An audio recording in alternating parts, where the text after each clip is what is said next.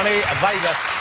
Hey, Johnny, it's very lovely to see you, but really, I'm so impressed with the change in you. You know, I mean, it's like, you know, you're still a fairly well-covered young man. I'm hefty. Yeah, but you lost a lot of weight. Well, no, what was this a deliberate thing? This was a health thing. What do you do? Exercise, gym, diet, that kind of stuff? A bit of everything. A bit of well, lifestyle change. I had to. I was in the paper as an example of somebody who wouldn't be allowed an operation. Blimey. That's not a good thing to see your face under those sort of headlines. Fatty smoker. Fatty smoker. Turned away at the hospital gates. So, yeah, I decided to make a bit of a difference to my life. And I was getting gout as well, which is... So there were a number of warning signals out there then? Well, that and the numbness in the left arm. It's very tricky playing PlayStation with one hand in your nose. The gout, you actually had gout? I had gout. Now gout, I think of gout as being, you know, like Victorian or Edwardian gentlemen having gout from too much pork and pheasant, maybe. You think of it being that kind of lifestyle. I imagine that wasn't how you got it. Well, you don't get it from anything. You don't get bit by a mystical beast. I got bit by the gout cow. I fed him too close. You said you're at the zoo, the gout cow. Do not feed the gout cow with cheese. That sounds like you would say that as an insult to someone. You are a gout cow. You are a gout cow. Leave now. You're fired. And don't bite me on your exit. So you didn't catch it from an animal? No, it's crystals in your wee. Apparently. It's something in your system that builds up, and it builds up on the joints. Oh, God. Now, I don't know if it escapes your wee bag and gets into you. I don't know how it does it, but it is incredibly painful. So it's like a kettle when a kettle furs up. Is it like that? So your bladder, I think on the inside, there's steam coming out my toe. But it's moved down in the bloodstream and it's got on your joint. And what sort of pain is it? It catalyses. It catalyses. You've studied gout, haven't you? Well, yeah, you do. You go online now, don't you? Oh, that must be horrible. Your face wasn't on there as a person likely to get gout. When you this could happen to you. So how painful is it? Can you walk? Can you move when you have gout? No, you can't do anything. It's like a fresh fracture. It's like fracturing your foot, but it stays like that for weeks. Oh, man. And people, it becomes like the Battle of Leonardo film, you know, where people try and help you and people have suggestions and touch you can't move. Yeah, you know, why don't you do something to help me? Oh, and now it's gone. Can they give you anything for it? Do they rub anything on it? You can take tablets, but it gives you kidney stones. And it wasn't a health thing, you know, it wasn't that. I would have lived with gout if I had to. You would have stuck with the gout? Well, I would have, for certain things. It was, I sat down with the doctor. Well, you're not a quitter. No, I'm not. Well, I let cheese go. I let cheese out my life. You've given up cheese? Yeah. I don't think I could give up cheese. Even cream cheese. No. Why even cream the cheese? triangles. So you don't even have a baby bell occasionally? No. I chase them through the park. But I just shout at people going, leave them alone! They've got a right to be fast, yeah. I chase them and kick them. Like tiny football. Yeah. Look what you did to me, you little red shit. So, but you... How long ago has cheese left your life? When did you give it up? About a year. Oh, Jesus. A whole year cheese-free? I think that's quite... About a year. No, I had a bit of goat's cheese about 2 months ago. Oh. So you relapsed? How much goat's cheese? It discoloured me stool. God bless you for sharing that particular... No, and then you're going, and that was doing that to me day after day, week after week.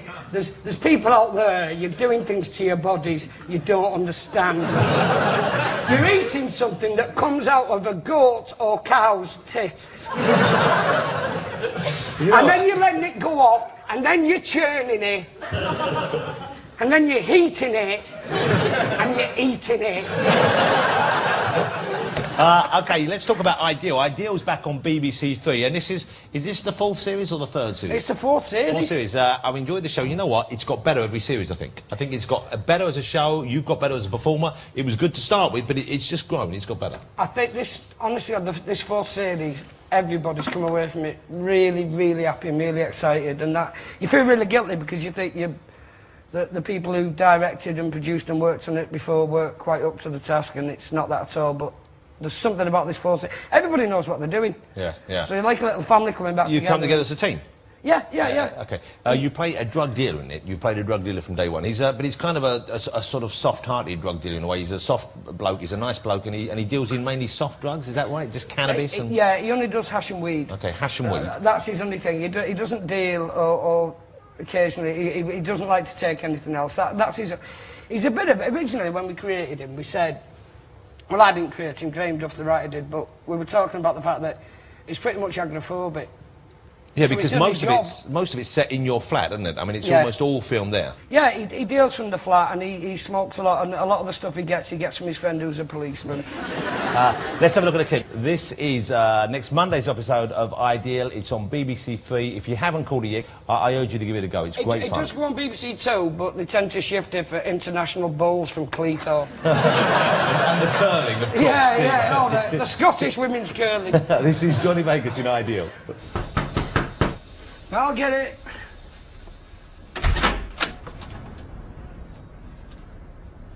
Mrs. Rupani, what a surprise.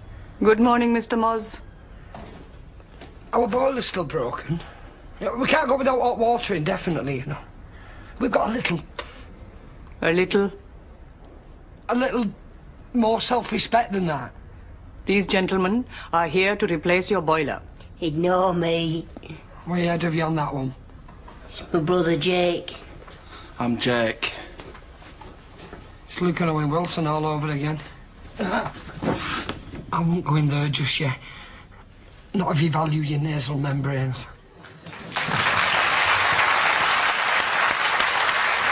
Ideal, Monday night, and sometimes on BBC Two as well, but Monday night BBC Three. Well, it is. I must say as well, it's not a show ostensibly about drugs. It is the characters that come in and out of his life. You know, I think that's the biggest thing. There's been no outrage about the show because... It's not about drugs, it doesn't really feature drugs. It's something that he does as a job, but it's mainly all the other things that It could be just as well he was like a dealer in cheese who didn't leave his house. Yeah, a dealer in cheese whose legs swell up. That's why he can't walk, he's got the gout. Now, I hope... Now, have you given up stand-up? I know you did a stand-up gig recently, which we should talk about, because there's been some stuff in the papers about it, but do you do stand-up comedy anymore, or do you see yourself primarily as an actor now? I don't know. It'd be really wanky to go... I primarily see myself as an actor in that way, but... Yeah, I've not done... In fact, I think the last time I was on here, we were talking about, you know, the whole idea of not really doing stand-up anymore. Yeah. And I've not done stand-up for a year. And then, you went back and did one gig recently. Why did you go back on stage and do that? I did it because I'd made a long-term commitment to a friend, Stuart Lee, and he was putting a show together, favourite. He's sort of a heroes of stand-up, as far as he was concerned. Right. So he was going to compare it, and every week 2 acts come on that he considers, you know, great heroes, of stand-up. So now, and because I've seen you live before, I've seen you perform live, and I don't know if you've ever seen Johnny Vegas live, but the thing about it was, it kind of felt like you never knew what was going to happen next, where it was going to go, and in a way I thought it made sense to me that you'd stop doing it, because I thought, well, how can he keep doing this? How can he keep being this, you know, you have to be bigger and crazier and you know, more wild every time, and there's a way where you can't just by the nature of it, keep topping it. But you were making, and then something happened, someone got upset, or there was a report that someone got upset afterwards, after this gig?